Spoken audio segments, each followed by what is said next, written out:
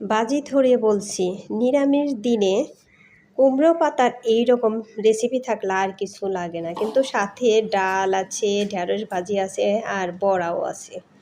নমস্কার, good morning সবাইকে। ইলার ব্লগে স্বাগতম। ইলার ব্লগে আরেকটি নতুন ব্লগ ভিডিও নিয়ে চলে আসলাম আপনাদের জন্য। এই তো আমার ডাল কিন্তু ফুটে গেছে, এখন এই সোমবার দিলেই হয়ে যাবে। আর আজকে তো নিরামিষ দিন, নিরামিষ দিনে তো আমরা মাছ খাবো না। আজকে তো রবিবারের ভিডিও এটা। এই তো মটর আর হলো খেসারির ডাল মিশিয়ে কিন্তু রান্না করতেছি আজকে। আর এর মধ্যে কালার ডাল দিই নাই, আজকে দুই ধরনের ডালই দিয়েছি। এই দেখেন, ডালটা কিন্তু দেখে মনে হচ্ছে অনেকটা টেস্টি হবে। পাতলা পাতলা করেই কিন্তু রান্না করতেছি, কারণ এত গরমে ঘন ডাল খেতে ভালো লাগবে না, আবার হজমও হতে চায় না এত গরমে। আর এই যে আজকে এই যে কুমড়ো পাতা নিরামিষ, এই দেখেন কী কী দিচ্ছি এর মধ্যে: মূলা, ধুন্দুল, ডাঁটা, গোল আলু, মিষ্টি আলু, আর অনেকগুলা কিন্তু কাঁচামরিচ দিয়েছি, কারণ এই নিরামিষটা ঝাল ঝাল খেতে কিন্তু বেশি ভালো লাগে, ঝাল না হলে ভালো লাগবে না। এই তো এই যে কুমড়ো পাতা দেখেন, একদম লকলকে কুমড়ো পাতা, এগুলো কিন্তু শাশুড়ি মা লাগিয়েছে। ওই নিচে কিন্তু অনেক সবজি গাছ লাগিয়েছে। দেখেন এরকম তরতাজা শাক পেলে কতটা ভালো লাগে, তাই না? এর মধ্যে কিন্তু একটা বড় একটা কচু পাতাও দেওয়া হয়েছে। তারপর এর মধ্যে দিয়ে দেওয়া হলো কালার ডাল। এই যে দেখেন, কালার ডাল দিয়ে দেওয়া হলো। তারপরে পরিমাণ মতো লবণ দেওয়া হবে। এই তো লবণও কিন্তু দিয়ে দিচ্ছি। বন্ধুরা দেখেন, এই নিরামিষটা আমরা কিভাবে রান্না করি, আর এতটাই মজা হয়, খুবই মজা হয় এই নিরামিষটা। আমাদের তো সবারই খুব প্রিয় এই নিরামিষ। আর এই যে নিরামিষ নাকি যে কোনো জিনিসই নাকি হলুদ ছাড়া রান্না করে না, সেই জন্য একদম নামমাত্র একটু হলুদ দিয়ে দিলাম। কারণ এই নিরামিষটা কিন্তু সবুজ সবুজ থাকলে খেতে, দেখতেও সুন্দর লাগে আর খেতেও ভালো লাগে।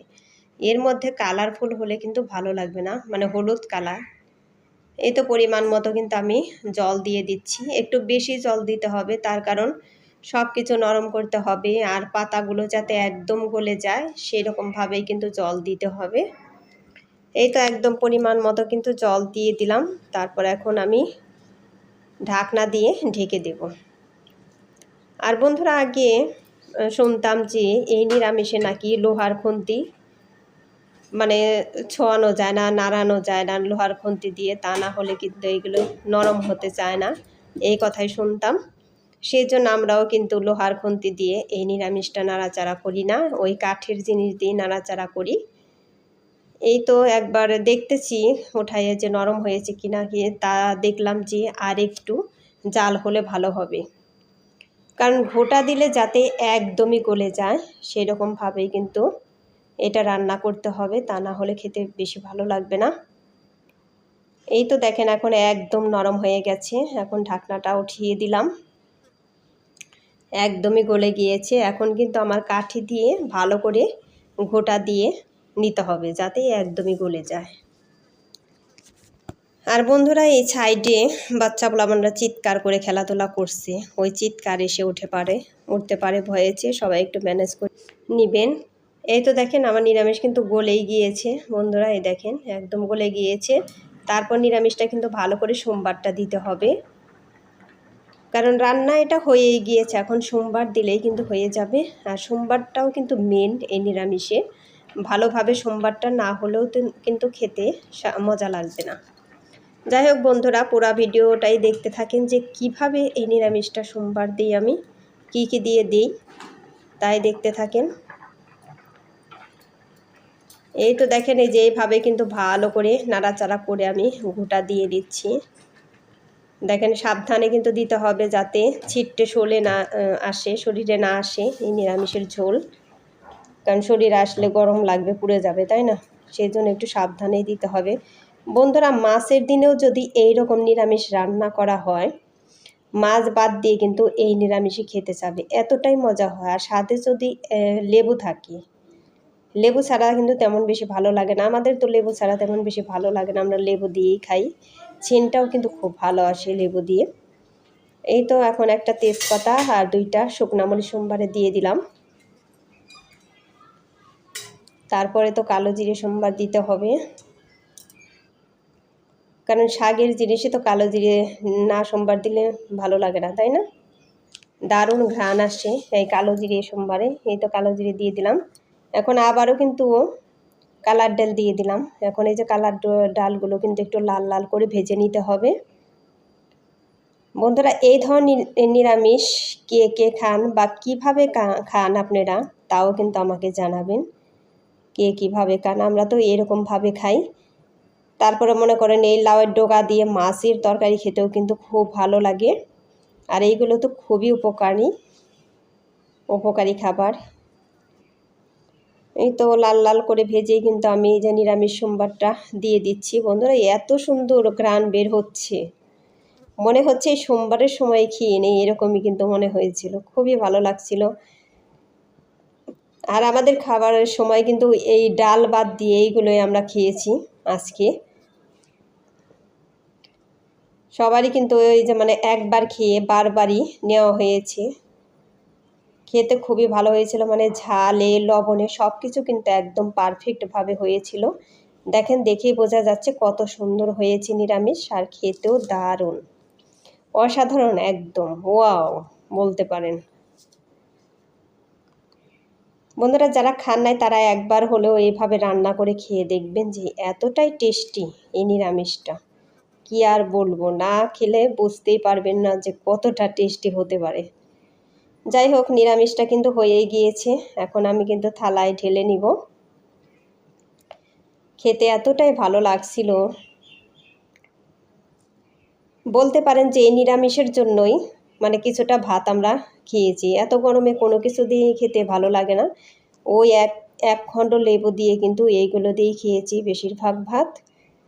ডাল রান্না করছি, খেতে তো হবেই, তাই না? ডাল দিয়েও একটু খেয়ে দেখেছি, কিন্তু এই নিরামিষ খাওয়ার পরে ডাল নিয়ে কিন্তু আর ভালো লাগে নাই খেতে। মনে হয়েছিল ডাল না নিয়ে এই নিরামিষ দিয়েই আরও কিছুটা ভাত খাই, এরকমই মনে হয়েছিল।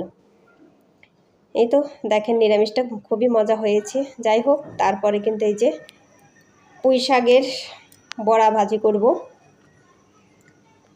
শাকগুলো কিন্তু আমি ভালো করে ধুয়ে নিয়েছি, ধুয়ে এখানে ঝর্ণা দিয়ে নিয়েছি যাতে জল এক ফোঁটাও না থাকে পাতায়। এখন এই যে বেটারটা গুলিয়ে নিয়েছি, তারপরে এই যে কালো জিরেও দিয়ে দিলাম। কারণ বড়ায় দেখবেন কালো জিরে দিলে পরে খেতে ভালো লাগে। মনে করেন কামড় দেওয়ার পরে কালো জিরে কামড় লাগলে কিন্তু দারুণ সুন্দর সেন্ট বের হয়, আবার খেতেও খুব ভালো লাগে। এই তো তারপরে কিন্তু এক এক করে আমি দিয়ে দিচ্ছি। আর গরমের মধ্যে বন্ধুরা রান্না বান্না করতেও কিন্তু ভালো লাগে না, তাই না? রান্না বান্নাও কিন্তু খুবই কষ্ট হয়। এই তো 3টা করে 4টা করে দিয়েই কিন্তু এভাবে ভেজে নেব। বন্ধুরা, পুঁই শাক পাতার বড়াও কিন্তু খুবই সুন্দর হয় আর দারুণ টেস্টি হয়।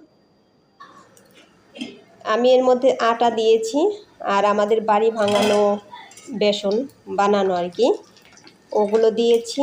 আর কর্নফ্লাওয়ার দিয়েছি কিন্তু 3 চামচ, চা চামচের 3 চামচ কিন্তু কর্নফ্লাওয়ার দিয়েছি যাতে মুচমুচে হয়। আর আমরা ভাজার সাথে সাথেই কিন্তু খেয়ে নিই।